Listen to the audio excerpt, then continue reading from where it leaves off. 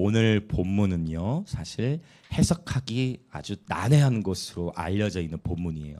그러나 이 본문 왜 해석하기가 난해하냐면 이 본문을 잘못 적용해서 율법적으로 정죄하는 그러한 곳들도 있고, 네, 그래서 오늘 본문을 굉장히 오늘 같은 본문은 개인이 혼자 묵상해서 해결되기는 굉장히 어려운 자기만의 해석으로 들어가기 가장 딱 좋은 본문이 사실 오늘 같은 본문이에요. 오늘 같은 본문은 1세기 당시에 특별히 고린도 지역의 배경을 이해해야만 알 수 있는 그런 부분이에요. 그래서 예전에 제가 요한복음 할 때였나 진리에 대한 얘기를 나눌 때 성경 속에는 절대 진리가 있고 그 다음에 또 어떤 진리가 있다 있죠? 절대 진리가 있고 상대 진리가 있다 있어요. 절대 진리라는 것은 단순해요. 구원은 오직 예수 그리스도 외에는 없어요. 예수님만이 길과 진리와 생명이 되십니다. 그러니까 아무리 세월이 흘러 시대가 바뀐다 하더라도 변함이 없는 진리를 우리는 절대 진리라고 하는 거예요. 구원은 오직 예수님에게서밖에 없습니다. 그런데 자유주의 신학들이 밀고 들어오면서 어떤 신학이 형성이 일어나요? 자유주의 신학이 들어오면서 불교를 통해서도, 그러니까 석가를 통해서도 하나님께 갈 수 있고, 알라를 통해서도 또 모하메드를 통해서도 하나님께 갈 수 있고, 이러한 사상들이 하면서 종교 지도자들이 함께 으쌰으쌰 힘을 모으고 각 종교를 통해서도 궁극적으로는 하나님께 만나게 된다. 이런 것들은 이제 종교 통합이죠. 이것들을 이 시대에 우리가 굉장히 분별해야 되고 깨어 있어야 돼. 네, 그러한 사항들 다 어떤 의미인지 다 저희 교회 성도분들 다 이해하시리라 믿어요. 진리라는 것, 절대 진리, 변함이 없는 진리, 구원은 오직 예수 그리스도 외에는 없어요. 예수님을 통하지 않고서는 하나님께 나아갈 길이 없습니다. 이게 절대 진리예요. 할렐루야. 이것은 어렵지 않아요. 근데 문제는 뭐냐면 상대 진리라는 게 있어요. 그건 뭐냐면 하나님께서 특정한 공동체에게만 또 특정한 시대에만 말씀하셨던 이야기들이 성경 속에 기록이 돼 있어요. 그래서 이제 이걸 잘 정리하셔야 해요. 절대 진리인데 절대 진리를 상대 진리처럼 적용하면 자유주의로 가는 거예요. 이해되세요? 절대 진리를, 그러니까 구원은 예수님밖에 없는데 이걸 아니다, 뭐 상대성이 있다라고 상대 진리, 절대 진리를 상대 진리처럼 인식하는 순간 세상과 타협, 또는 자유 방임, 타락, 변질 이러는 걸로 흘러갈 수 있어요. 반대로 상대 진리인데 상대 진리를 절대 진리처럼 인식하기 시작하면 율법주의로 가는 거예요. 판단과 정죄, 율법주의로 흘러갈 수밖에 없는 거예요.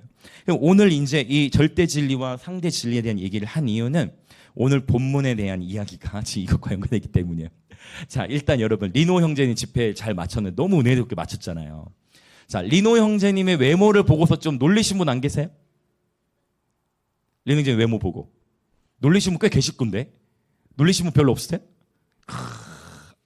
놀라셨습니까? 네. 또 없으세요? 어떤 특징이 있었죠? 리노 형제님 외모 중에? 보통 남자가 좀 다른 모습처럼 느껴진 게 있으셨을 건데 어떤 모습이었죠? 머리가 아주 너무 길었죠. 그래서 머리가 길었어요. 어떤 분들은 그거 보고 시험 들어서 안 오신 분도 계실 거예요. 그러니까 설교를 들어보기 전에 아니 충분히 그럴 수 있어요. 충분히 그럴 수 있어요. 왜냐하면 저는 그걸 더 이해하는 게 제가 어렸을 때 자랐던 공동체, 전주에서 3-4번째 손가락에 댔던 큰 교회였는데 그 교회 공동체 안에서는요, 머리가 길면 바로, 그러니까 머리가 좀 긴 상태에서 찬양인도를 했다. 그럼 바로 설교 시간 도중에 오늘 머리가 길다. 바로 그렇게 와요. 그러면 그 목사님께서 그렇게 말씀하신 거는 그냥 본인이 싫어서라는 차원보다는 어떤 부분일까요? 이 상대 진리적인 부분, 특별히 오늘 본문의 말씀을 절대 진리로 인식한 그 나쁜 동기는 아니야. 왜? 성경에 있으니까. 이 성경에 기록되어 있는데 당연한 거 아니냐라는 그런 관점 안에서 하셨기 때문에 제가 이제 그 이해가 되죠. 정말 말씀을, 그러니까 여러분 이게 중요한 거예요. 정말 하나님 말씀을 사모하는데 잘못 해석할 수 있다 없다. 이걸 겸손히 우리 모두 인정해야 돼요. 이게 굉장히 중요해요.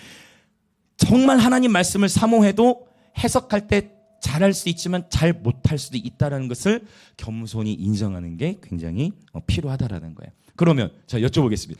자 남자의 머리가 길면 죄예요, 죄가 아니에요? 자 남자의 머리가 길면 그건 죄다.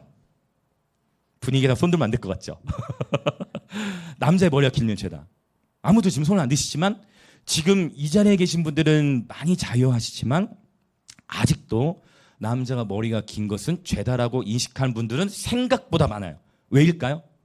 오늘 같은 이런 본문들을 마주하기 때문이에요. 실제로 이 상대진리, 특별히 예전에 나눈 적이 있지만 특정한 제가 어느 교단인지 말씀 안 드리겠지만 주일에는 4km 밖으로 외출을 안 하는 교단이 있어요. 그리고 외식도 안 하는 교단이 있어요. 외식하면 안 된다. 그리고 이제 그 유대인들 같은 경우는 불도 안 켜요.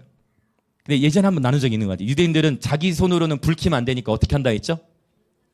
자기 손으로 불 켜면 안 되면 어떻게 한다고요? 불 좀 켜달라고 하는 거야, 이방인들. 여러분, 이거 우리는 웃으면서 얘기하지만 유대인들에게는 진짜 심각한 이 지켜야 할 규례로 여기고 있는 거예요. 그래서 이러한 부분들이 유대인들도 있지만 오늘 또 음식 규례. 제가 군대에서도 마주했지만 특별히 돼지고기 안 먹는 친구들. 그런 친구들 다 나름대로 이제 다 나름대로의 신앙의 어떤 그 신앙을 지키기 위해서 이렇게 사수하는 그런 부분인 건데 오늘 머리에 대한 부분 여러분 그러면 우리는 뭐 바로 질문이 반론이 나올 수 있어요. 남자의 머리가 길면 죄냐 아니냐는 논쟁은 의외로 단순할 수 있어요. 여러분 성경 속에서 머리 긴 사람 남자 누가 있을까요? 삼손이 머리 길어서 하나님께 혼났을까요? 아니에요. 사실 삼손만 긴 게 아니에요. 삼손만 긴 게 아니에요. 예수님. 그렇죠. 예수님이 저처럼 짧게 깎진 않았겠죠? 중동에서의 남자들의 머리는 전체적으로 네 지금 네.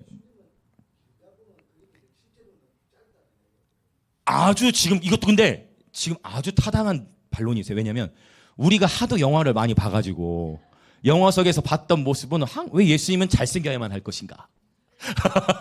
왜 예수님 잘생긴 모습이고 왜 항상 길어야 되고 왜 작가님 잘 지적해 주신 거예요. 아주 그러니까 벌써 이제 이런 거 너무 좋아요. 여러분이 스스로 깨어서 서로 이렇게 딱 철을 날카롭게 하는 거죠. 너무 좋습니다. 저는 이런 시간. 근데 이제 우리가 생각할 것은 삼손만이 아니라 민수기 6장에 보면 기본적으로 하나님께 자신의 삶을 구별했던 나실인이 나와요. 기본적으로 나실인들은 독주와 포도주를 마시지 않았고 시체를 가까이 하지 않았고 그가 자기의 삶을 구별하는 기간 동안에는 머리에 삭도를 대지 않았어요. 그 얘기는 뭐예요? 만약 어떤 한 나실인이 자기 평생 하나님께 서원했으면 그 사람의 머리는 진짜 여러분 본 적 있으세요? 발 밑에 머리까지 긴 거 본 적 있는 분? 없으시구나. 리노도 본 적 있어요? 리노도 그렇게 했었다고 그랬잖아요. 그렇죠? 네. 저는 여기까진 봤어요. 여기. 그러니까 발 밑으로 기니까 그건 자르더라고. 그러니까 저희 예전에 교회 있을 땐 진짜 그랬어요. 저 예전에 제가 어렸을 때 왜 머리 자르면 안 되니 그랬는데 근데 너무 기니까 여기까지만 하는 분들을 봤어요. 그분들은 제가 지금 생각해 보면 야, 목 디스크 안 걸리실까? 그 굉장히 무거울 건데 그런 생각을 했는데 여러분 마찬가지. 자, 삼손도 있고 삼손뿐만이 아니라 나실인들 자체가 남자들은 머리를 짧게 했다 아니면 길렀다는 그러니까 머리가 길다 짧다는 죄다 아니다로 구별할 수 있는 기준이 아니고 그러면 도대체 왜 긴 머리가 여자에게 영광이 된다라고 표현했는가? 이 부분이 오늘 풀려져야 돼요. 네, 그리고 결론 부분에 가서 제가 왜 이 긴 머리가 여자에게 영광인데 이것을 천사와 연결을 시켰는가? 그래서 천사에 대한 이야기로 오늘 메시지를 마무리하려고 합니다. 자, 오케이. 이제 본문 안으로 이제 그러면 들어가 볼게요. 자, 2절을 같이 읽겠습니다. 2절 시작.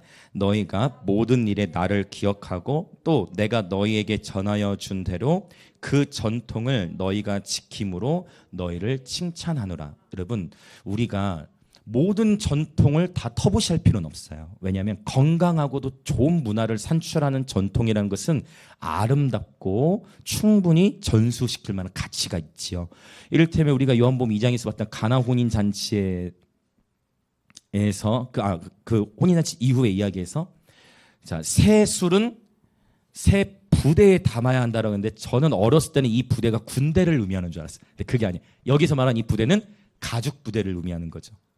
그래서 새 술은 새 부대에 담아야 되는데 당연히 새 술은 새 부대에 담아야 되는데 묵은 포도주를 좋아하는 자가 있다고 했어요.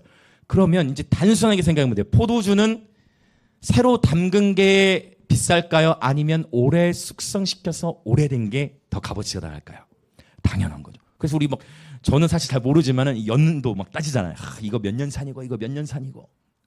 오래 묵은 포도주로 좋다는 자들에 대해서 주님은 명확하게 비판하지 말라고 했어요. 그게 뭐예요? 오랫동안 숙성되어 있는 좋은 전통들은 이어져 와야 하는 거예요. 바울이 얘기하는 게 뭐냐면 모든 전통이 다 나쁜 것은 아니라는 거예요. 그러면서 건강한 전통, 내가 여러분들에게 전해온 전통적인 그런 말씀들을 여러분 지키는 것에 있어서는 너무 잘하고 있다라고 칭찬 한마디 해놓고 이제 또 시작하는 거예요. 바울의 설교를 계속 보면 당근과 채찍을 계속 번갈아 가면서 칭찬했다가 그러나 또 책망의 말씀 전하다가 지난주였습니까? 지난주였나요? 민수기 본문 뭐 땅이 입을 벌려 삼키는 무시무시한 본보기를 보여주면서 여러분은 절대 이렇게 멸망하면 안 됩니다라고 막 경고했던 메시지들도 보게 돼요. 자, 그러면 이제 우리 3절 계속 나갑시다. 3절은 신학적으로 아주 중요하겠죠? 시작. 그러나 나는 너희가 알기를 원하노니 각 남자의 머리는 그리스도요 여자의 머리는 남자요 그리스도의 머리는 하나님이시라. 아멘. 자, 일단 여기에 쓰인 머리라는 단어를 한번 보자. 여기 머리에 쓰인 단어는 케팔레라는 단어를 써요. 케팔레. 그러면 케팔레는 첫 번째 어떤 의미가 있느냐? 단순하게 두개골.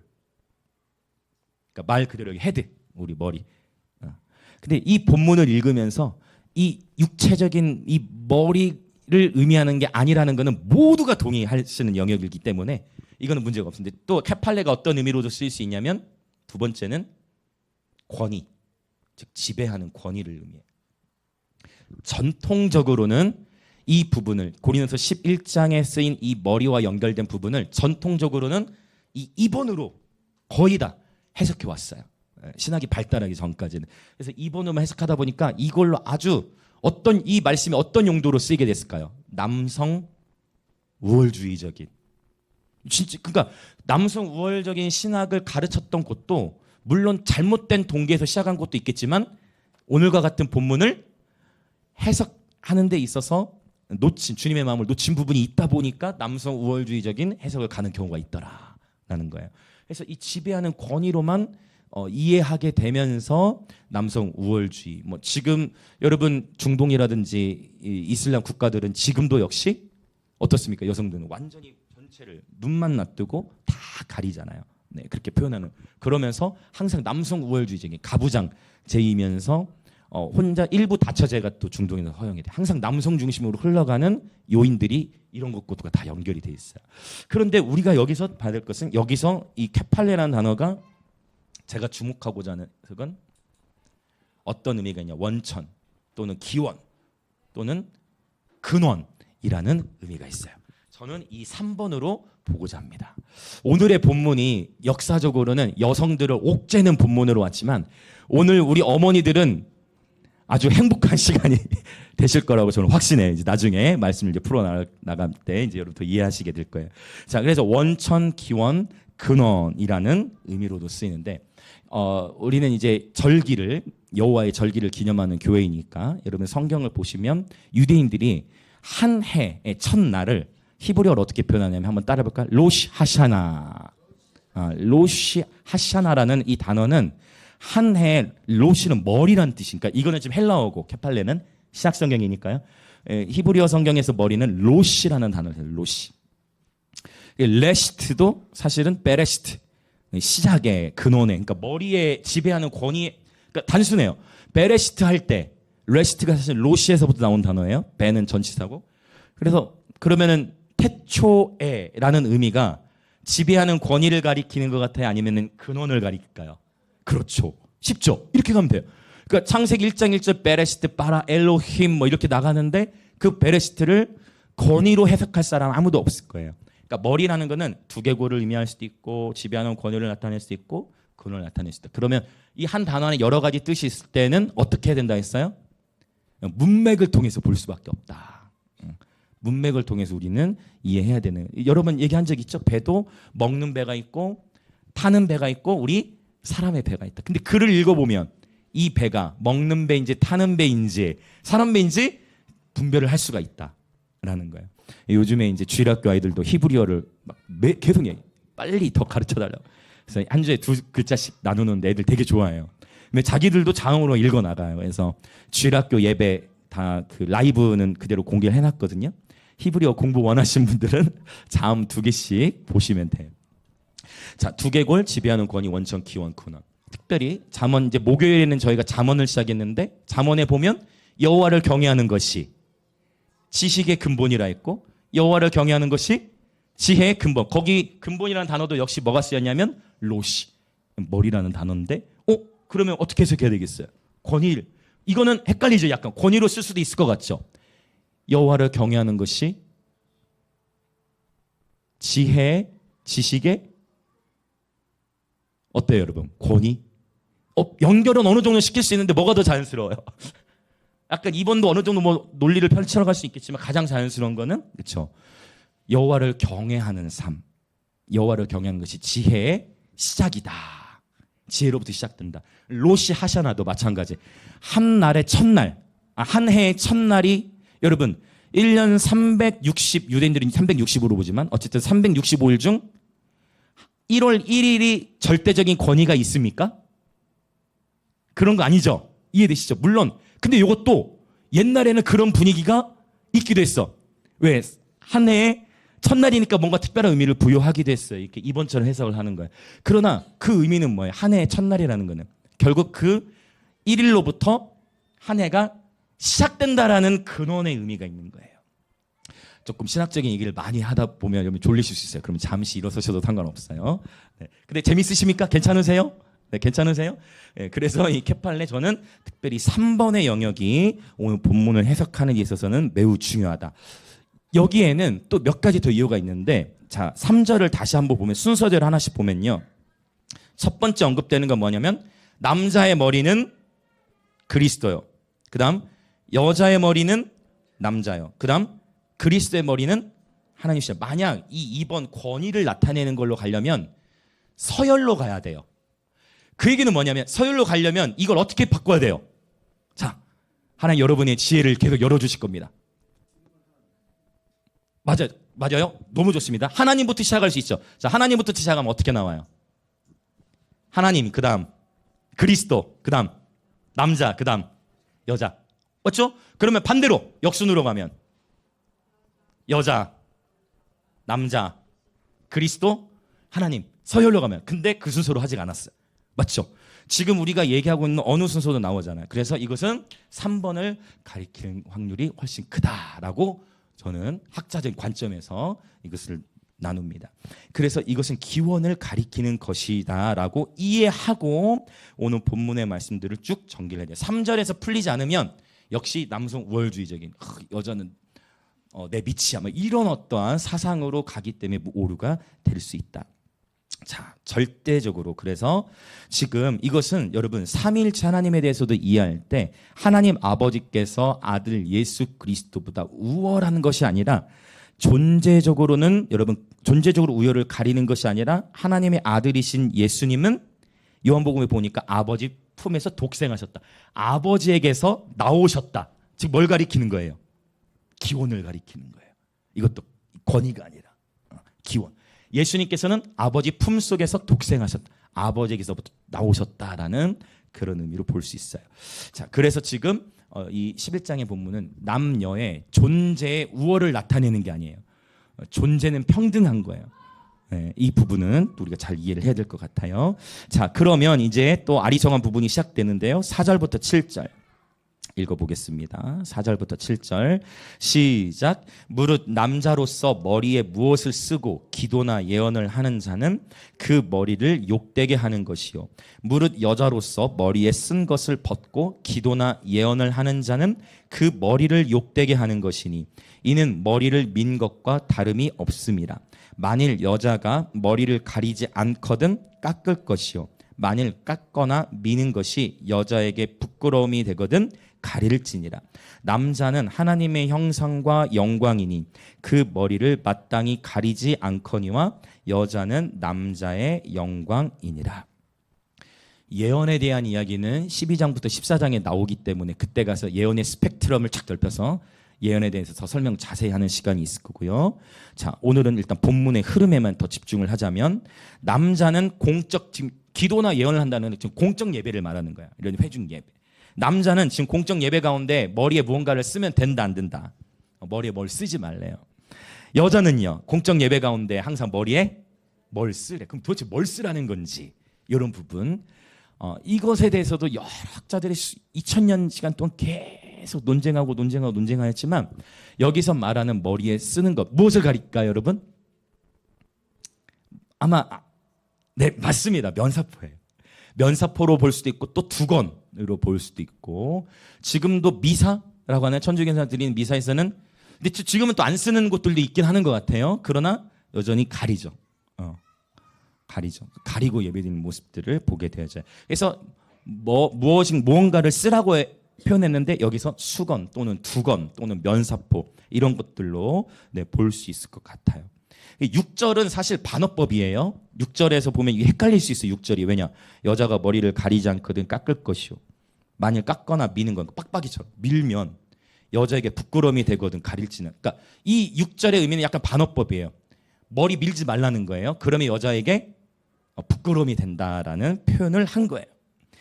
이 4절부터 7절은 반드시 1세기 배경을 알아야만 한다라고 제가 말씀드리고 있는 거예요. 1세기 당시에 고린도 지역 안에 특별히 아프로디테라는 신전이 있었어요.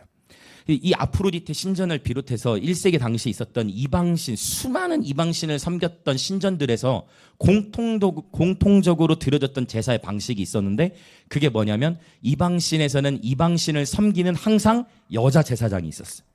그 여자 제사장들의 공통적인 특징은 뭐냐? 머리를 밀어요. 그래서 여러분이 고대 벽화라든지 이방신전의 그 벽화 그림들 보면 여사제들은 다 특징이 있어. 눈썹을 아주 진하게 그리고서 화장은 진하게 하고 머리는 완전히 삭발되어 있는 모습들을 그런 고대 그림들을 통해 발견하게 되어져요. 근데 이제 문제는 뭐냐면 그렇게 머리를 완전히 이방신을 섬기는 얘네들은 다 밀고, 그 다음에 종들도 머리를 밀었어요. 종들도 머리를 빡빡 밀었어요. 그 다음에 법정 재판에서 특히 간음죄가 판정이 됐거나 법정 재판에서 음란함 또는 간음죄로 판명이 된 여인들도 머리를 밀게 했어요.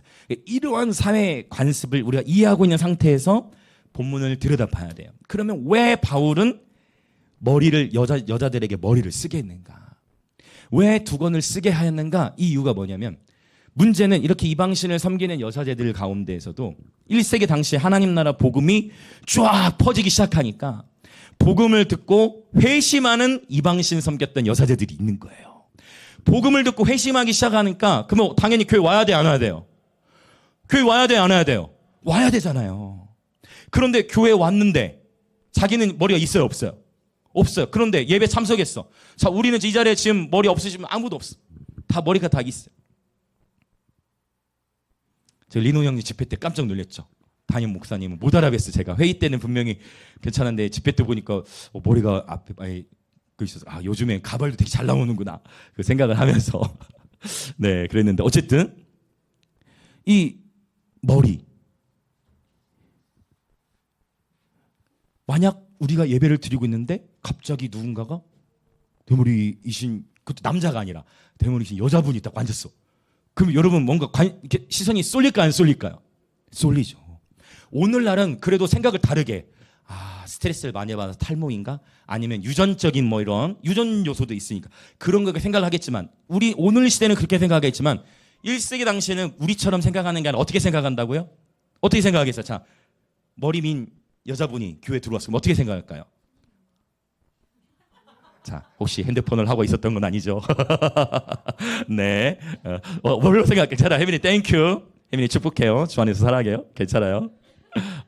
오늘날에는 스님인가 생각하겠죠? 그 고린도 지역에 있던 사람들 어떻게 생각할까요? 그렇지. 뭘로 생각할까요? 분명히 복음을 듣고 교회로 왔지만 아, 저 사람은 어떤 사람이었다 과거에. 음란한 사람이다.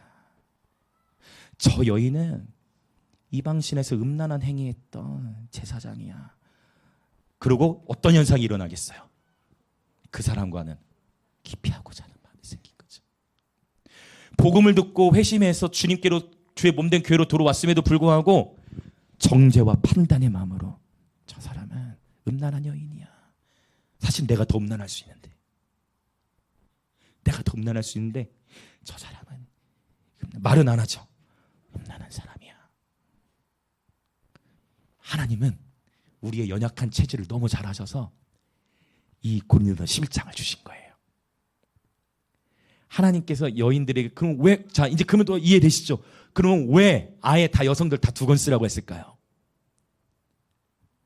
왜 두 권 쓰라고 한 거예요? 그러면 누굴 위해서? 바로 그 회심. 이방신 섬겼던 그 여인이 부담을 느끼지 않고 어느 누구도 정죄하지 않도록 차라리 여자들은 다 어떻게 하자? 두 권을 쓰자. 그걸 세팅한 거예요. 하나님 아버지 마음. 남자들은 쓸 필요가 있어요, 없어요? 남자들은 쓸 필요가 없어. 이해되시죠? 어떤 의미인지. 이러한 목적하에서 여자들에겐 두 권을 쓰라고 한 거예요. 그리고 이제 더 해석이 필요한 부분들이 있는데요. 다 더 나가볼게요. 8절부터 12절이 오늘 제가 핵심적으로 전할 이야기이기 때문에 13절부터 16절을 먼저 보고 돌아오도록 할게요. 13절부터 16절 내용은 흐름이 이어져요. 오늘 이게 사실 교차대꾸법이라고 해서 강조하고자 하는 얘기를 오늘 또 가운데다 넣어놨기 때문에, 자 13절부터 16절 읽어보겠습니다. 시작. 너희는 스스로 판단하라. 여자가 머리를 가리지 않고 하나님께 기도하는 것이 마땅하냐. 만일 남자에게 긴 머리가 있으면 자기에게 부끄러움이 되는 것을 본성이 너희에게 가르치지 아니하느냐. 만일 여자가 긴 머리가 있으면 자기에게 영광이 되나니 긴 머리는 가리는 것을 대신하여 주셨기 때문이니라. 논쟁하려는 생각을 가진 자가 있을지라도 우리에게나 하나님의 모든 교회에는 이런 관례가 없느니라. 이 16절도 중요해요. 그러니까 이건 지금 모든 교회에게 하는 얘기가 아니에요. 그러니까 오늘날에도 굳이 두 권을 쓸 필요가 있다 없다? 쓸 필요가 없지. 이거는 당시에 그 이방신에 섬겼던 여성들이 부끄러움 당하지 않고 그리스도인들을 된 그 이제 막 회심한 영혼들을 보호하기 위한 하나님 아버지의 섬세하신 사랑이니까요. 하나님 아버지의 섬세하신 사랑이니까요. 그런데 여기 보면 해결해야 될 게 있어요. 아니 그런데 긴 머리가 영광이 있다는 얘기는 그럼 어떻게 적용해야 되냐 이거예요. 자, 이방신에 섬겼던 여인이 교회로 들어왔는데 머리가 없잖아요 아직. 그러면 그 상태로 계속 머리를 깎고 빡빡이로 놔두면 될까요 안 될까요? 그러지 말라는 거예요. 어떻게 하라? 머리를 길러라. 머리를 기르라는 거예요. 예전에 제가 항상 예전에 있었던 교회, 처음 어렸을 때 그 교회를 잠깐 하자면 저의 고민은 항상 뭐였냐면 길면 안 된다는 알겠는데 그러면 도대체 몇 센티미터까지가 긴 건가? 몇 센티미터까지가 긴 건가? 여러분 어떻게 생각하세요? 몇 센티미터까지가 긴 건가? 이거는 정답을 내릴 수 있는 영역이 아니야. 그러면 그거는 문화마다 다른 영역이고, 그렇죠? 길다라는 관점도 어떤 사람에게는 그냥 약간 머리가 삐쭉삐쭉 삐져나옴. 저같이 머리가 큰 사람은 약간 불리해요. 머리가 삐쭉삐쭉 튀어나온 그것만 가지고도 길다고 하죠. 귀에 덮이는 것만으로 길다고 할 수도 있고, 어떤 사람은 뭐 이렇게 돼야 길다 할 수 있고, 개인차가 있는 영역이잖아요. 그러나 어쨌든 바울이 지금 이 여인들에게 얘기하는 거예요. 여자에게 뭐가 영광이 된다? 긴 머리가 영광이 된다. 그러니까 너희도 이제 길기 시작해야 된다. 이거를 얘기하는 거예요. 그래서 오늘 본문은 너무나 아름다운 본문입니다. 다 이해가 되셨죠? 다 잘 따라오고 계시죠? 그러면 이제 8절부터 12절 오늘 핵심 내용인데, 자 8절과 9절을 먼저 보겠습니다. 8절과 9절. 8절 9절 시작. 남자가 여자에게서 난 것이 아니요 여자가 남자에게서 났으며 또 남자가 여자를 위하여 지음을 받지 아니하고 여자가 남자를 위하여 지음을 받은 것이니. 이 말씀도 항상 이 말씀하면은 약간 지금 분위기가 누구 중심으로 기록된 것 같아요? 명확하게 이거 딱 읽으면 단순하게 읽으면 남성 중심으로 기록된 것 같죠?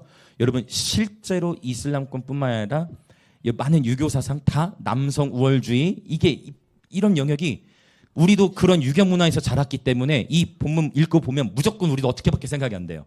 아니 지금 내가 가장인데 왜 함부로 이런 식으로밖에 될 수 없는 요소를 갖추게 되는데 여러분 그러면 이 표현은 어디에서부터 출발을 해야 되느냐? 창세기부터 봐야 돼요. 창세기 2장 18절. 이제 본문 접어 놓으시고 여자가 남자를 위하여 지음받았다는 표현이 원래 어떤 의미인가? 그러니까 여자가 남자를 위해 지음받았다는 표현이 과연 어떤 의미인가? 이거를 이제 우리가 보면 역전 현상이 일어나요. 이제 역전이 일어나오는.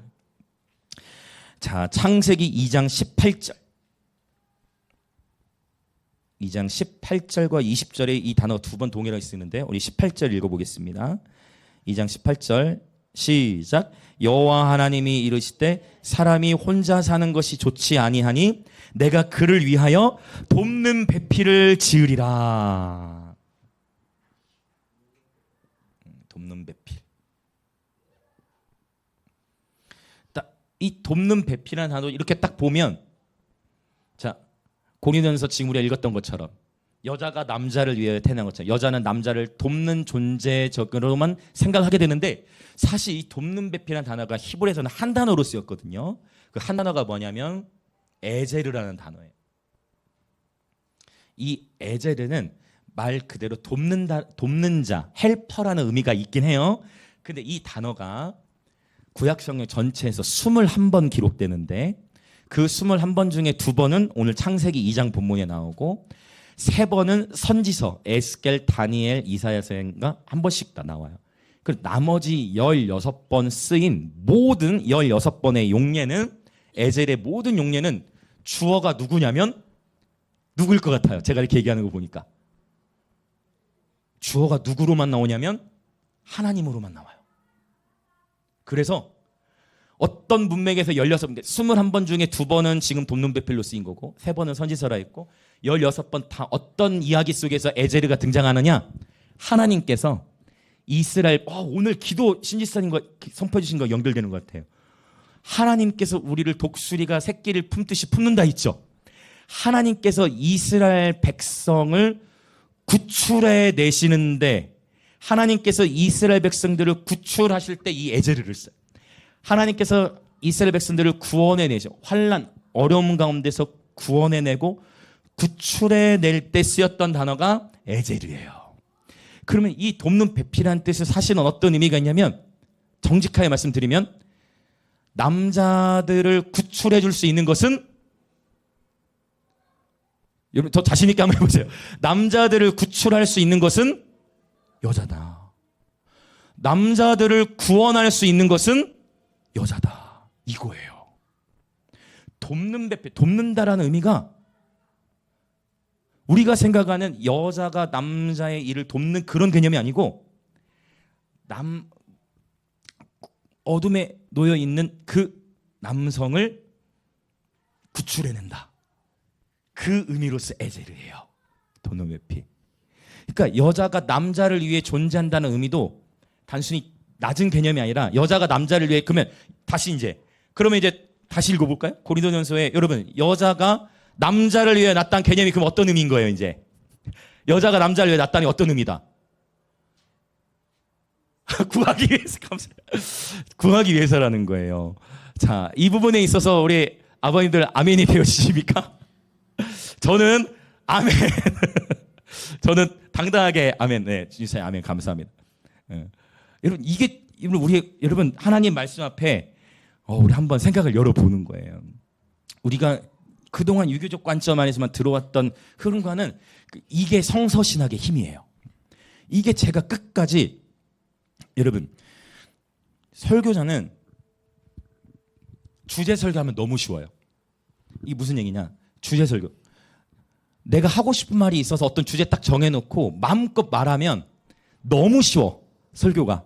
무슨 말 이해되세요? 그런데 강해 설교 저희가 지금 계속 추구하는 게 뭐예요? 내가 하고 싶은 말을 하지 않겠다는 거예요. 제가 하고 싶은 말을 하지 않겠다는 거예요. 그럼 뭐예요? 뭘 원하는 거? 우리가 원하는 거는 하나님의 말씀으로 하여금 말씀하시게 하자. 그래서 본문도 제가 정하지 않고 그날의 본문 그날 주님이 주시잖아요. 그러면 어려워요. 왜냐하면 어떤 때는 쉬운 본문도 만나지만 어떤 때는 해석하기 어려운 것도 만나야 되니까. 그러나 그 모든 것을 하나님을 하고 말씀하시게 하는 건데, 오늘 이 고린도서 11장의 말씀이 저와 여러분에게 그리스도 안에서 자유와 해방이 주어질 것을 예수의 이름으로 선포합니다. 우리 아버지들까지 아멘 하셨으면 다 된 거예요. 그러면 쉽지 않은 부분이 해석이. 근데 정말 맞아요. 여성이 남성을 구출하기 위하여 존재한다. 개념. 혹시 이제 우리 청년들도 나중에 결혼하고 하면 이거를 꼭 가르쳐줘야 돼. 직접 가르치고 어려면 이 영상을 공유해. 그러나 그럼 이렇게만 보면은 약간 또 이제 우리 누가 또 위축돼요 이제. 우리 아버지들이 위축될 수밖에. 그 역전이 일어난 거잖아 지금. 앞으로 말이야, 당신 말이야, 내가 당신을 여기까지 이끌었고, 내가 말이야, 내가 당신을 구출한 거야. 이렇게 되면 이제 또 역전 현상. 그래 알겠어. 우리 아버지들이 오히려 위축되는 현상이 발생하기 때문에 이것을 방지하고자, 그러니까 하나님의 말씀의 세계는 완벽해요. 할렐루야. 이제 어떤 말씀이 나오느냐? 10절을 마지막에 볼까요? 오늘 이게 마지막 핵심이기 때문에 11절과 12절 연결돼 있어요. 11절과 12절 같이 읽겠습니다. 시작. 그러나 주 안에는 남자 없이 여자만 있지 않고 여자 없이 남자만 있지 아니하니라. 이는 여자가 남자에게서 난 것과 같이 남자도 여자로 말미암아 났음이라. 그리고 모든 것은 하나님에게서 나느니라. 할렐루야. 얼마나 아름답습니까? 그러니까 남성도 여성을 향해서 내가 더 우월하다라고 주장하지 말고, 여성분들께서 우리 남성들을 긍휼히 여기사 우리를 구출해 주시고 우리를 구원해 주시도록 부름을 받았지만, 그럼에도 여성의 입장에서도 남성을 향해서 존중해달라, 서로 존중하라라는 그런 의미로 바울이 선언하고 있어요. 결국 남성이나 여성이나 우리 모두는 다 누구로부터 기원한다? 하나님으로부터 기원하기 때문이다. 그래서 제가 봤을 때는 바울이 오해하지 않도록 순서를 바꿨어요. 일부러 서열로 생각하지 않도록. 아까 기억하시죠? 3절의 이야기. 그래서 하나님 말씀이 이렇게 오묘합니다. 여러분 기억하시죠? 1.1획도 한 채 오차 없죠. 여러분 히브리어는 점과 선으로 이루어져 있어요. 1.1획도 오차가 없어요. 그 하나님이 그 단어 하나, 문장 하나, 단어 하나에도 주님의 기름 부음이 담겨 있어요. 할렐루야. 아멘, 아멘. 축복합니다, 여러분. 자, 그러나 어쨌든 저는 절대 이 고린도서 11장은 남성 우월주의를 강조하는 본문이 절대 아니다. 여성분들 특별히 어머니들 축복합니다. 어머니들, 우리 옆에 계신 분들 혈 향해서 우리 어머니들 서로 같이 좀 인사합시다. 우리는 그리스도 안에서 강한 자입니다. 어머니들이 강한, 우리 아버지들 죄송해요. 아버지들은 강한 것 같지만 여러분 이런 표현도 있죠. 성을 빼앗는 자는 당군이고 남자이지만 그 남자를 지배하는 것은 여자라는 그런 표현이 결코 우연은 아닌 것 같아요. 여러분 어머니들 좀 자신감 가지시고, 우리 어머니들께서야말로 진짜 강한 인물들이세요. 여성들이야말로 진짜 강인함을 지닌 분들이에요. 이 모성애라는 거, 아무리 시대가 악해졌다 하고 뉴스에서 접하는 특정한 소식들 듣지만 그럼에도 엄마의 힘은 모성애가 지니고 있는 이 하나님이 창조적으로 강인한 거예요. 이 모성애라는 것. 물론 우리 아버지들도 아이들을 사랑하지만 우리 아버지들과 어머니들이 자녀를 이렇게 바라보는 건 약간 관점이 좀 다른 것 같아요. 그렇죠? 이 모성애라는 것은 하나님께서 디자인하신 거예요. 강인한 어머니, 강인한 여성. 바로 그겁니다. 자, 그래서 이제 오늘 본문이 잘 정리가 이제 되어졌는데 이제 10절을 나누고 함께 이제 기도하려고 합니다. 10절 같이 읽겠습니다. 자, 우리 10절 시작. 그러므로 여자는 천사들로 말미암아 권세 아래에 있는 표를 그 머리 위에 둘지니라. 이게 오늘 이제 해석이 풀려야 될 영역이에요. 아니, 좋아. 여기까지는 다 잘 이해되셨죠? 여기까지는 문제가 없는데 왜 갑자기 이거 머리 얘기하는데 지금 누굴 언급하는 거예요? 왜 갑자기 천사 얘기를 하냐는 거예요. 그런 여기에 너무 놀라운 하나님 아버지의 마음이 디자인되어져 있어요. 머리에 두건을 쓰는 문제와 천사들이 과연 무슨 관련이 있을 것인가에 대해서 생각해 볼 때, 자, 기본적으로 이사야 6장을 보면 스랍 천사들이 나와요. 이 스랍 천사들이 나오는데 이 천사들이 날개가 몇 개였을까요? 날개가 6개였어요. 이 6개로 6개로 뭐 했어요? 그러면 2개. 둘로는 다리를 가리고, 나의 둘로는 얼굴을 가리고, 아이 부끄러워 하고 얼굴을 가렸나, 이렇게 얼굴 딱 가리고. 그 다음에 둘로는요, 날고요. 한번 해보시겠어요? 자, 한번 보여주실래요? 다시 해주세요. 그러나 4개인데 6개를 어떻게 할 수 있을까요? 자, 6날개인데 둘로는 날고, 둘로는 발을 가리고, 둘로는 얼굴. 발을 가리는 건 좀 더 쉽게 되죠. 공손함을 표현하겠죠. 근데 얼굴을 가리는 건 뭘까요? 가린다고 했어요. 하나님의 영광 앞에서. 그리고 둘로는 납니다. 고대 문헌들을 살펴보면 날개 할 때 소리가 날까요, 안 날까요? 날개 잘 때 나요. 그것을 천사들이 찬송 소리로 묘사해요. 좀 힘차게 한번 해보실래요? 소리 나나? 오, 감사합니다. 왜냐하면 천사들이, 제가 생각했어요. 천사들이 하나님 거룩하다 할 수도 있지만, 그렇게 하다가도 그분의 경이로우심 앞에서 거룩하다 천사들이 그분의 거룩하심 앞에 압도돼가지고 거룩하다 말이 아니라 무엇으로 해요? 그런 소리 들어보셨어요? 이렇게 아름다운 새들이 막 파타타타닥 하면서 날아가는 소리, 그렇죠?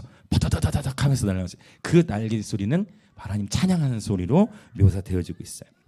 자, 그러면 천사들 얘기를 하네. 천사의 여러 종류들이 있는데, 주로 하늘에 거하는 천사들이 있고 주로 땅에 거하는 천사들이 있어요. 주로 하늘에 거하는 천사들 같은 경우는 지금처럼 스랍을 세라핌이라고 하고, 그다음에 그룹 천사를 체루빔이라고 그래요. 이 천사들은 주님 하나님의 보좌 주위에서 지키고 하나님 보좌 가까이에 있는 그런 천사들을 가리켜요. 또 하나님의 명령하심을 따라 불을 주관하고 물을 주관하고 바람을 주관하는 천사들이 성경에는 다 언급돼 있어요. 하늘에 주로 있는 천사들이 있는 반면, 그렇다면 어디에 주로 거하는 천사들도 있을까요? 당연히 땅에 주로 거하는 천사들도 있어요. 땅에, 그러면 자, 하늘에 있는 천사들은 하나님 보좌 주위에 있고 또 하늘에서 하나님의 명령을 수발하는데, 땅에 거하는 천사들은 주로 어떤 일들을 할까요? 한번 생각해 볼까요? 어떤 역할을 할까요? 땅에 거하는 천사. 여러분, 땅에 거하는 천사들, 주로 땅에 거하는 천사들은 어떤 일들을 할까요? 자, 우리 히브리서 1장 14절 한번 같이 갔다 옵시다. 히브리서 1장 14절을 한번 읽어볼게요.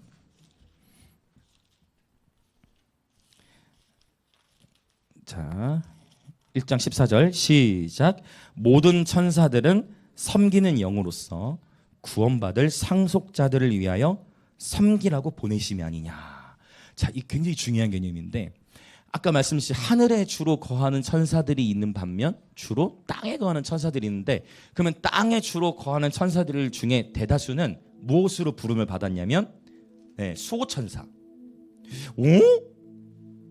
이거 들어본 표현 같지 않아요? 수호천사? 그런데 여러분이 뭐 애니메이션이나 어떤 뭐 다른 영화를 통해서 본 적이 있겠지만, 실제 수호천사의 개념이 성경에 있다 없다? 있다는 거예요. 구원받을 후사들, 구원받을 상속자들을 섬기라고 보냈다. 저와 여러분이에요. 그러면 저와 여러분을 섬기도록 보냄을 받은 천사가 있다 없다? 있죠. 저와 여러분을 섬기러 보낸 천사가 있어요. 욥기서에서도 그걸 얘기해요. 욥기서에서도 그게 나와요. 그리고 창세기 28장에 봤더니 와, 야곱이 꿈에 사닥다리를 보는데 천사가 어떻게 해? 이 표현도 중요해요. 어떻게 표현되어 있죠? 6글자. 내리락 오르락? 오르락 내리락이, 이것도 중요해. 오르락 내리락이라는 건 어디에 있다는 거예요? 원래 땅에 있다는 거예요. 내리락 오르락이면 하늘에 원래 거하는 천사인데, 오르락 내리락이라는 거는 올라갔는데 다시 올라갔다가 내려오는 거예요. 이것도 의미가 있어요. 그 얘기는 뭐냐면, 여러분 명확해요.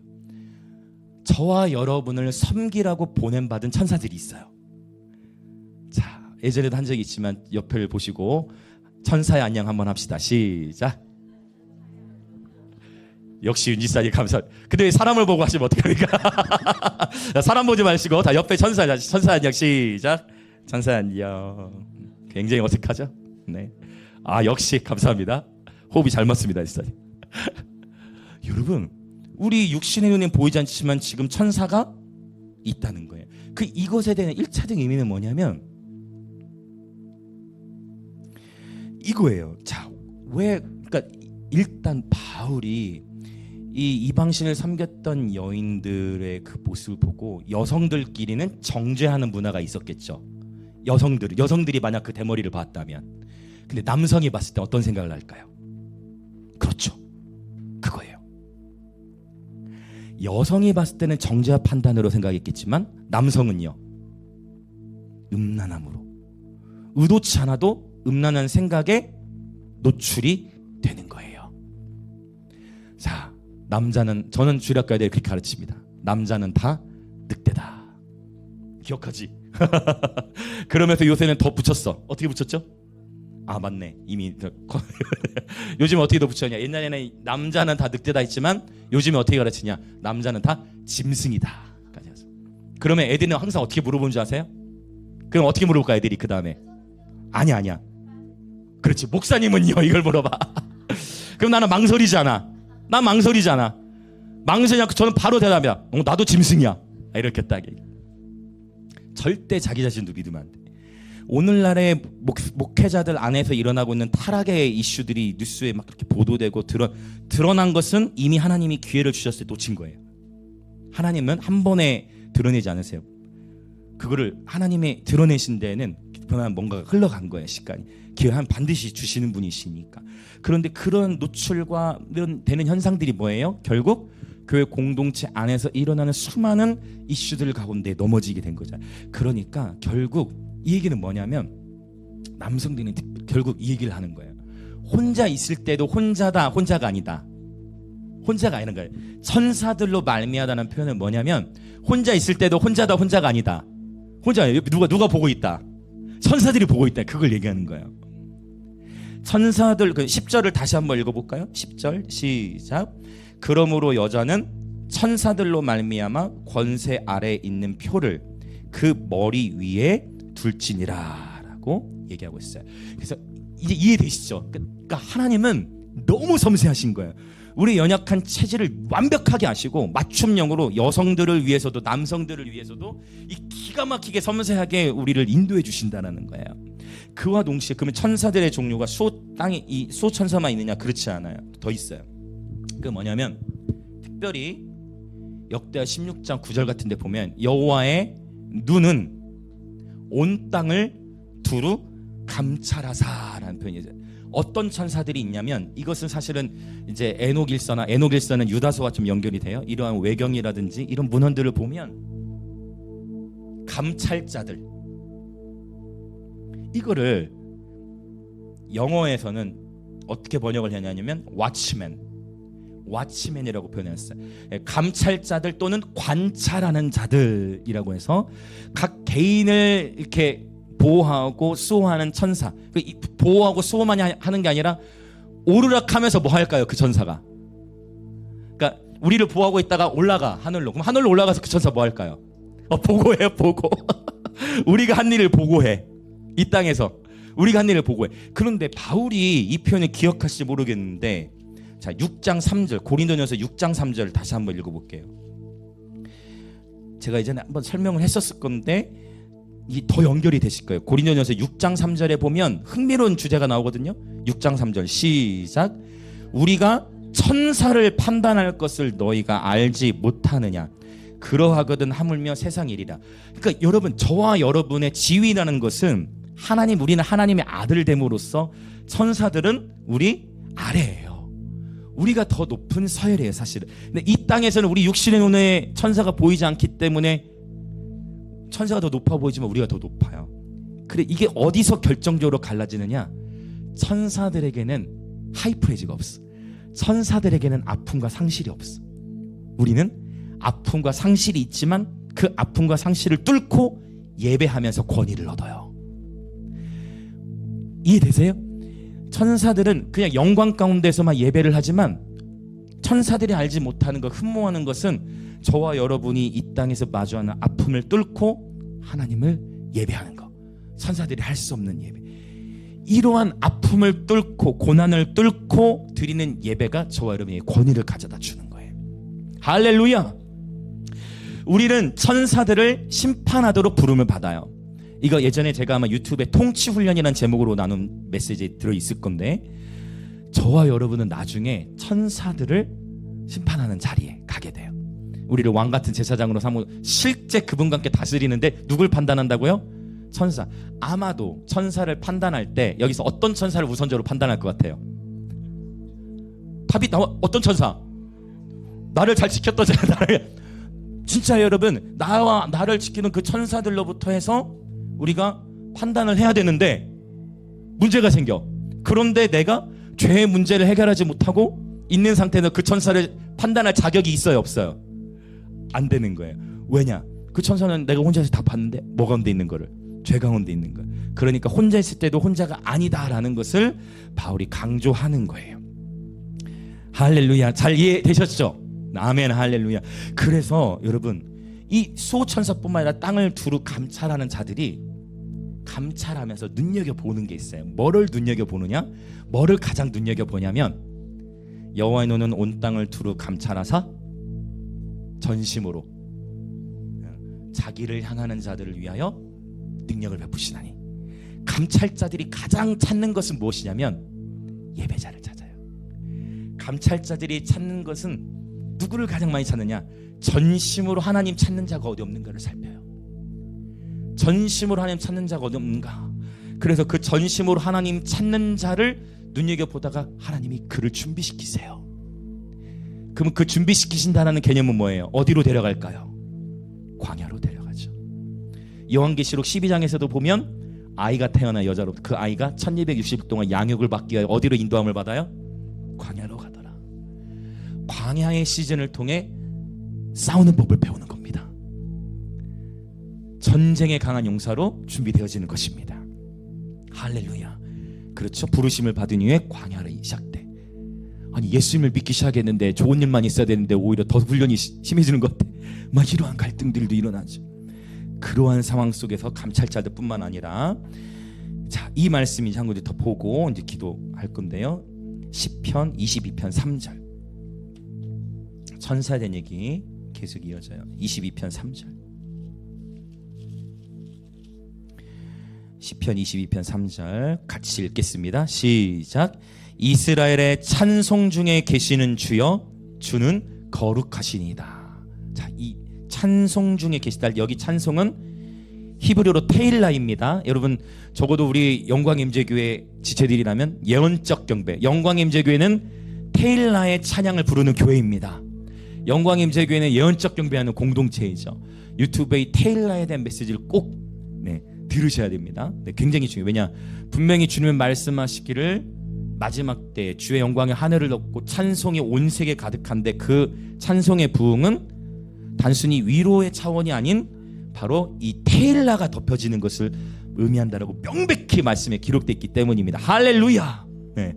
그래서 이 찬송 중에 계신이라는 단어를 쓰는데, 이 단어는 뭐냐면 영어로는 enthroned, throne이 뭐냐면 보좌예요. 그럼 이 말씀을 풀어서 보면 어떻게 볼 수 있냐면, 하나님이 어디에 앉으시냐면, 찬양에 앉으세요. 이게 히브리어예요. 우리는 의역을 해놨지만 하나님이 어디에 앉으신다고요? 찬양에 앉으세요. 그래서 제가 터닝업이라는 찬양을 좋아해요. 높이세 여기 계신 주. 그 다음 뭐죠? 우리 찬양을 타고. 그렇지. 하나님이 뭐를 타고 오신다고요? 찬양을 타고. 우리가 하나님께 찬양을 올려드리면 하나님이 그 찬양을 타고 오시는 거예요.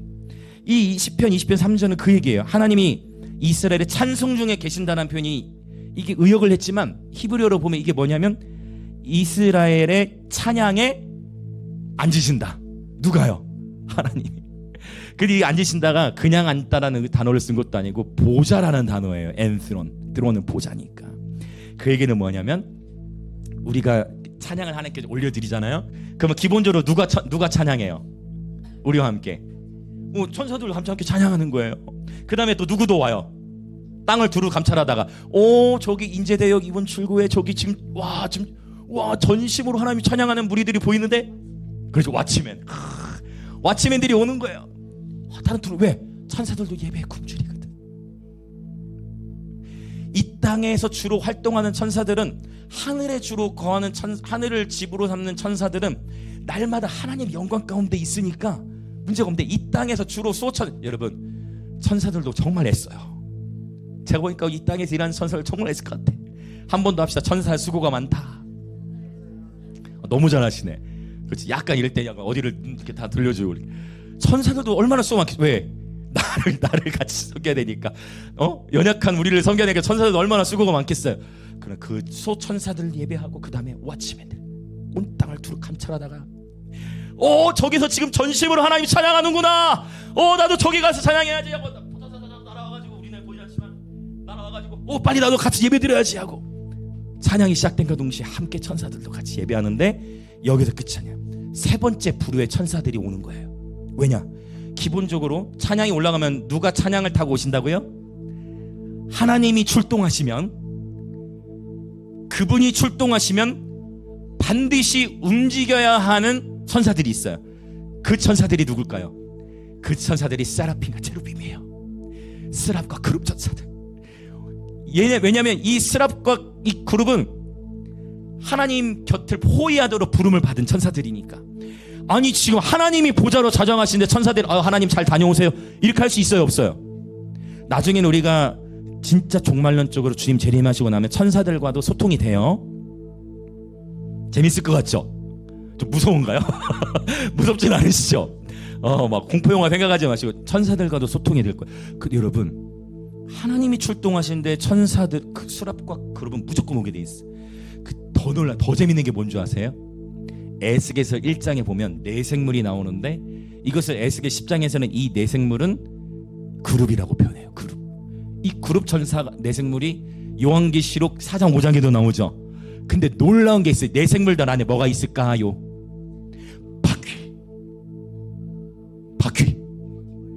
바퀴벌레 말고 구르는 바퀴.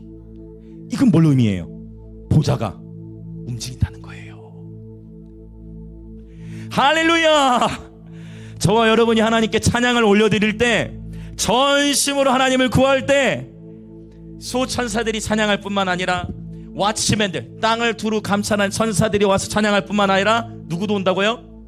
스랍과 그룹 천사들도 함께 와서 찬양하기 시작합니다. 하나님의 보좌가 세워져요. 그것이 하나님의 나라요, 하나님의 통치입니다. 하나님이 이곳에 그분의 보좌로 좌정하시면 그때는 모든 것이 정렬되기 시작해요. 이 정렬이 일어나기 전에 치열한 전투가 있을까요, 없을까요? 있죠. 먼저는 개인의 전쟁. 공동체 예배가 강화되려면, 특별히 제가 권면드리고 싶은 지금 금요 예배 굉장히 강한 차원의 기름 부음이에요. 금요일이 굉장히 깊어요. 하나님이 임재수를 계속 올리시는데 개인의 전쟁이 있어요. 그러면 공동체 예배라는 것은 개인의 전쟁과 연결이 될까요, 안 될까요?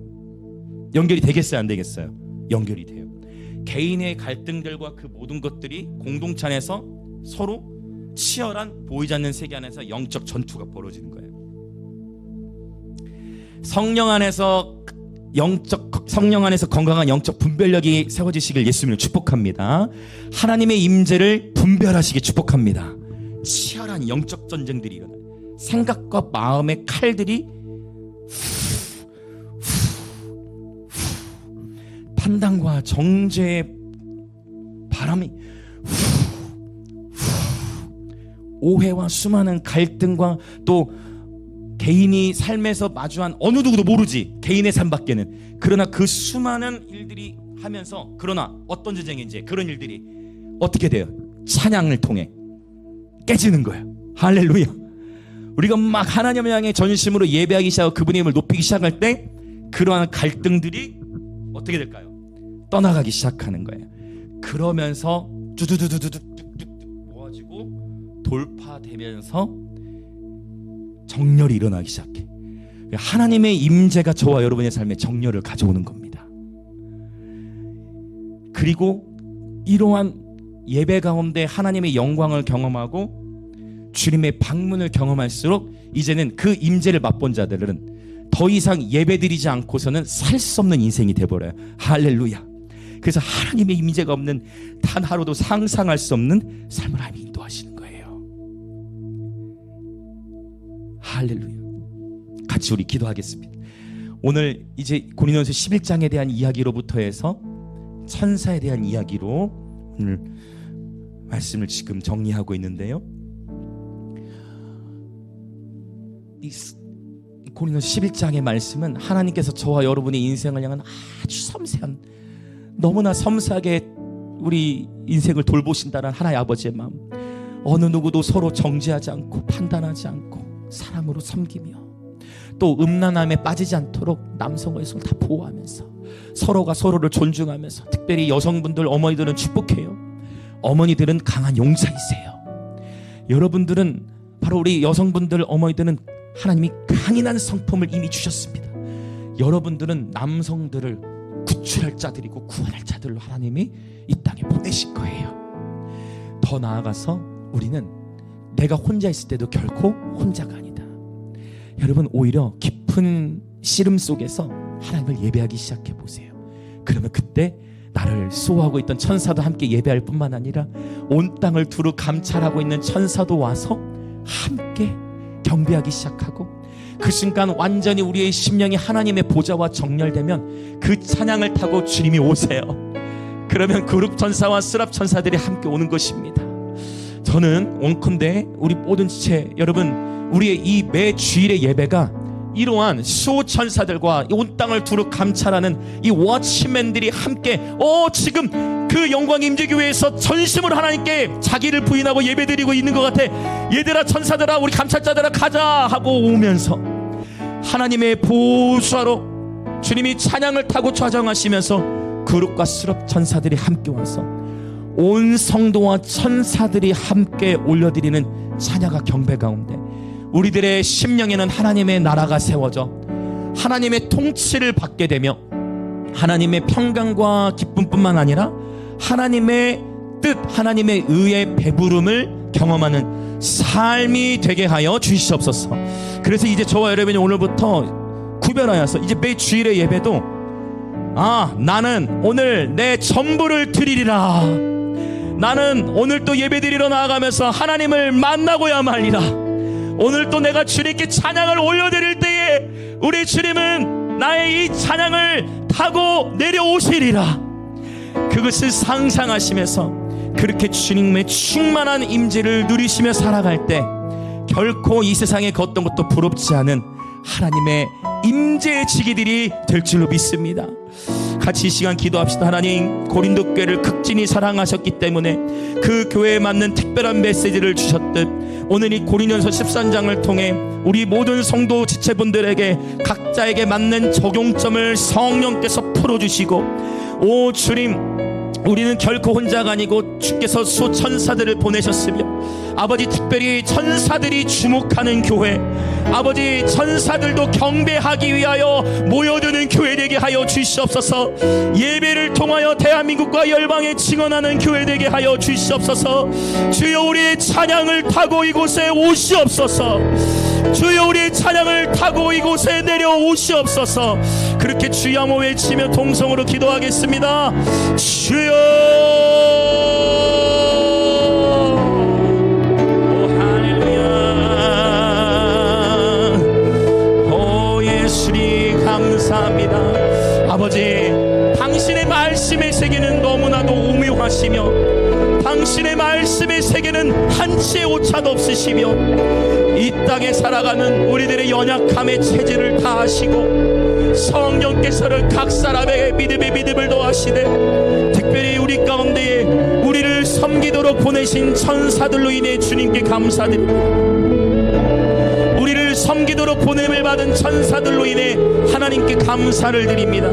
오 하나님, 우리는 훗날 주님이 재림하시면 주와 함께 나라들을 다스리는 왕들로 우리를 이끄실 것인데, 바로 지금 이 땅에서 우리는 통치자 훈련을 받고 있는 것임을, 아버지, 우리가 천사들을 심판할 자들로 부름받았으나 아버지, 우리 혼자만 있는 것 같은 그 시간들 속에서도 천사들은 오르락내리락을 하는 가운데에 보고하는 일들, 그러나 아버지, 이제 우리의 삶의 예배가 풀어지게 하여 주시고, 천사들이 보고할 때 하나님, 제가 누구누구를 지금 보고 있는데, 하나님, 제가 누구누구를 지키고 있는 천사인데, 누구누구가, 바로 저기 있는 주호가, 바로 저기 있는 누구누구가 자신의 삶에 큰 고난이 있고 어려움이 있는데, 하나님, 바로 누구누구가, 저기 있는 누구누구가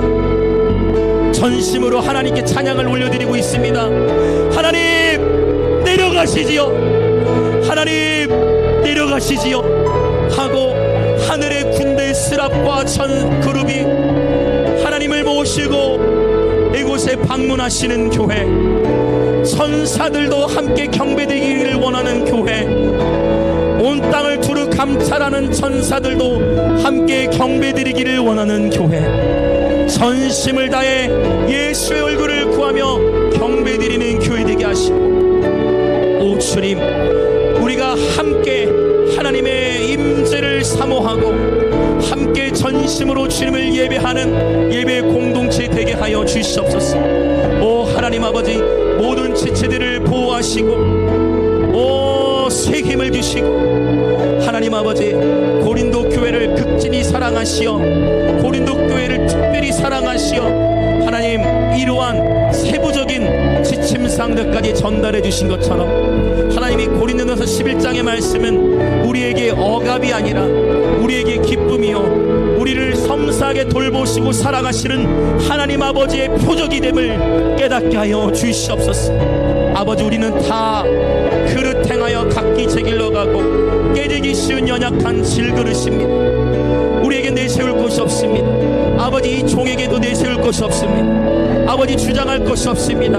그저 오늘의 하루도 주님의 선물이고, 그저 오늘의 하루도 주님의 은총이어서 오늘 우리가 마음껏 하나님을 찬양할 수 있는 호흡과 입술과 목소리를 주셨고, 오늘 그저 하나님을 아버지라 부를 수 있는 자녀됨의 권세를 허락하셨고, 오늘 그저 예수 이름을 따라 살아가고 예배드릴 수 있는 이 행복을 맛보게 하시니, 한 번뿐인 우리의 인생 하나님의 영광을 위하여 살아가는 존귀한 예배자들로 주님 축복하여 주시옵소서. 주여, 우리의 찬양을 타고 임재하시고, 아버지, 예배당에서만이 아니라 각 가정에서도 우리 모든 지체들이 각 가정에서 하나님께 찬양의 제사를 올려드릴 때 주님 그 찬양을 타고 임하시옵소서. 그래야 그 가정에 하나님의 나라가 임하시고, 일터에 하나님 나라 임하시고, 특별히 우리 영광의 임재교회 아버지 모든 공동체 지체들이 한 하나님 아버지의 보좌에 정렬되어 주님의 보좌로부터 흐르는 생명수의 강을 공급받아 우리 삶에서부터 이 생수의 강물이 넘쳐 흘러 우리의 가정과 학교와 일터, 삶의 모든 자리 가운데에 흘러가게 하시고, 이 강물이 닿는 곳마다 살아나는 역사가 있게 하소서. 짐벌과 갯벌은 되지 않게 하시고 오직 흐르는 강의 통로가 되게 하여 주시옵소서. 할렐루야, 할렐루야, 할렐루야, 할렐루야, 할렐루야, 할렐루야, 할렐루야, 할렐루야, 할렐루야.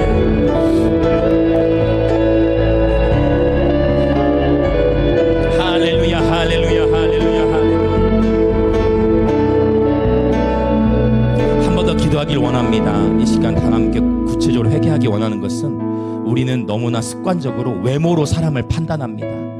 어떤 한 사람이 지니고 있는 지위로 인해 판단하죠. 그러나 우리 주님은 절대 그리스도인이 서로를 판단하고 정죄하지 말라고 말씀하셨어요. 여러분, 우리에게는 어느 누구도 정죄할 자격이 없습니다. 어느 누군가를 향해 정죄할 자격이 없는 것은 바로 내 심령 안에 탐욕이 있고 욕심이 있고 음란이 있고 교만이 있기 때문이에요. 그러나 그 모든 옛사람의 부정적인 마음을 이 시간도 성령께서 이미 쓰시고 우리를 변하여 새 사람이 되게 하신 줄 믿습니다. 우리가 이 시간 회개하기 원하는 것은 하나님, 내 육신의 눈에 보이는 대로 판단한 것을 회개합니다. 머리가 길다 하여 판단하고, 머리가 또 짧다 하여 판단하고, 내 눈에 보이는 대로 외모로 내 마음에 들지 않는다 하여 판단하고 정죄하고 했던 우리의 외모로 하나님은 판단하지 말라 하셨는데, 내 눈에 보이는 대로만 스스로 오해하고 판단했던 아버지, 이러한 마음을 주님 용서하여 주시고, 우리가 그리스도 안에서 서로를 사랑하며 섬기는, 서로를 존중하고 배려하고 끝까지 사랑 안에 거하는 예배 공동체 되게 하여 주시옵소서. 그렇게 회개 기도하시면서 주 앞에 나아갑시다. 주여, 오 하나님, 우리는 너무나 쉽게 오해하고 양쪽의 말을 다 들어보지도 않고 스스로 오해하고 판단하고 또 외모로 판단하고 정죄하고 내가 경험한 선지식을 가지고 판단하고 정죄하는 아버지, 외모로 판단하는 우리의 이 연약한 체질을 이제는 이 옛사람의 사이클을 벗어버리고 그리스도 예수의 생명의 새로운 사이클 안에 들어가기를 원하오니 주여 용서하여 주시옵소서. 주여 우리의 죄악을 용서하여 주시옵소서. 이사야가 하나님의 영광을 경험할 때 화로다 나여 망하게 되었도다, 나는 입술이 부정한 자니이다라고 고백하는 것과 같이 주여 우리의 입술의 부정함을 용서하여 주시옵소서. 나의 입술의 부정함을 용서하여 주시옵소서. 너무나 쉽게 내 눈에 보이는 대로 판단하고 내 눈에 보이는 대로 정죄했던 모습을 용서하여 주시고, 하나님 아버지, 이 시간 변하여 새 사람이 되게 하여 주옵소서. 아버지, 육신의 눈에 보이는 대로 판단하지 아니하고, 아버지 우리 귀에 들리는 대로 판단하지 아니하고, 오직 진리 안에서 분별하고 진리 안에서 분별하여 긍휼히 여기며 기독해 하소서. 진리 안에서 분별한 그 분별을 판단과 정죄의 잣대로 사용하는 것이 아니라 진리 안에서 분별한 후 그 분별을 가지고 긍휼한 마음으로 중보하는 예배자 되게 하여 주시옵소서. 성령이여, 그렇게 우리를 새롭게 하여 주시옵소서. 주여 우리를 긍휼히 여겨 주시옵소서. 주님의 자비와 긍휼의 관점으로 우리를 변화시켜 주시고, 오 우리 안에 넓은 마음을 주사 그리스도의 사랑 안에 거하게 하소서. 우상은 부서뜨리되, 우상은 철저하게 부서뜨리되 영혼을 향해서는 사랑과 긍휼의 마음을 지니는 예배 공동체 되게 하여 주시옵소서. 외모로 판단하는 것이 아니라 하나님의 형상으로 분별하게 하소서. 보이는 대로 들리는 대로 판단하는 것이 아니라 하나님의 형상과 자비와 긍휼의 관점을 따라 분별하게 하시고, 하나님의 임재로 분별하게 하시며, 하나님의 임재로 분별하게 하시어 긍휼의 마음으로 충고하는 예배자들 되게 하여 주시옵소서. 아멘, 아멘, 아멘, 아멘, 아멘, 아멘, 아멘.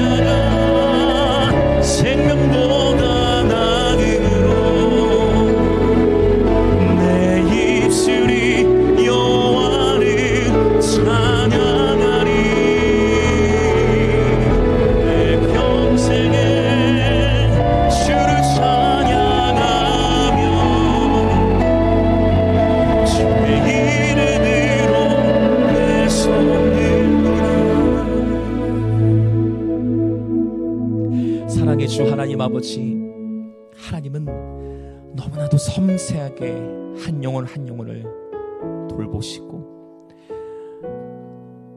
주님은 그 고린도 교회 가운데에 회심하여 주께로 돌아오는 과거의 삶의 그 아픔과 어떠함을 지니고 있던 여인들을 보호하고자 공동체 전체를 향한 기회를 주셨습니다. 하나님, 우리의 삶에서의 모든 여정이 연약한 자를 돌보고 세우며 긍휼과 자비와 사랑으로 돌보는 공동체 되게 하셔. 그렇게 되게 하여 주옵소서. 아버지, 너무나 섬세하게 고린도 교회를 돌보셨던 것과 같이 우리 영광의 임재교회 모든 지체들의 삶의 자리를 다 아시는 주님, 섬세하게 돌보고 계신 주님, 하나님을 향한 온전한 신뢰를 이 시간 주님께 드립니다. 우리 모든 지체들을 섬세하게 돌보시는 주님을 향한 온전한 신뢰를 주님께 드리옵니다. 아버지, 우리 모든 지체들 믿음의 믿음을 더하시고 낙심의 거리들이 생길 때마다 오히려 하이프레즈 더욱 주님을 예배케 하시어 결코 혼자가 아님을, 그렇게 예배하는 모습을 보고 우리를 보호하는 수호천사들은 하나님, 누구누구가 이렇게 하나님 앞에 자기 삶의 아픔 속에서 예배하고 있어요. 하나님께 보고를 올려드리고 땅에 두루 돌아다니는 감찰자 천사들도 함께 예배하며 우리의 찬양을 타고 그 좌정하실 주님, 스락과 천사들, 그룹 천사들이 함께 와서 예배드리는 바로 그 천상의 예배가 죽음 이후에만 맛보는 것이 아니라 바로 이 땅에서 매일의 삶에서 누리는 행복한 예배자의 인생 되도록 주님 축복하여 주옵소서. 아버지, 오늘도 주 앞에 예물을 드립니다. 이 예물을 드린 모든 지체들을 위해 하늘의 신령한 복과 땅의 기름진 복으로 축복하시고, 주의 몸된 모든 이 교회는 아버지, 대한민국과 감비아, 북한, 또 인도를 넘어 계속해서 열방을 넘치도록 섬길 수 있도록 재정의 기름을 부어 주옵소서. 지금은 우리 주 예수 그리스도의 은혜와 하나님 아버지의 놀라우신 사랑과 성령 하나님의 감화 감동 교통하심이 오늘 고린도 교회를 섬세하게 돌보시기 위하여 구체적인 기회를 주셨던 그 하나님께서 우리 영광임재교회 모든 지체들을 섬세하게 돌보신다라는 이 온전한 신뢰를 하나님께 드리며, 결코 우리는 혼자가 아니고 우리의 아픔 속에서 주님을 전심으로 예배드릴 때마다 수많은 천군 천사들이 모여와 함께 경배하며 천상에서만 맛볼 수 있는 경배를 이 땅에서 맛보게 하시고, 이 땅에서만 경험할 수 있는 경배를 통하여 천사들보다 높은 지위를 얻어 천사들을 심판할 수 있는 그런 다스림의 위치까지 우리를 이르게 하실 그 하나님을 온전히 신뢰하며 믿음으로 살아가는 우리 영광임재교회 모든 지체들과 오늘 이 예배에 참여하고 계신 모든 그리스도의 몸의 지체들 가운데에 지금으로부터 영원토록 함께 있을지어다.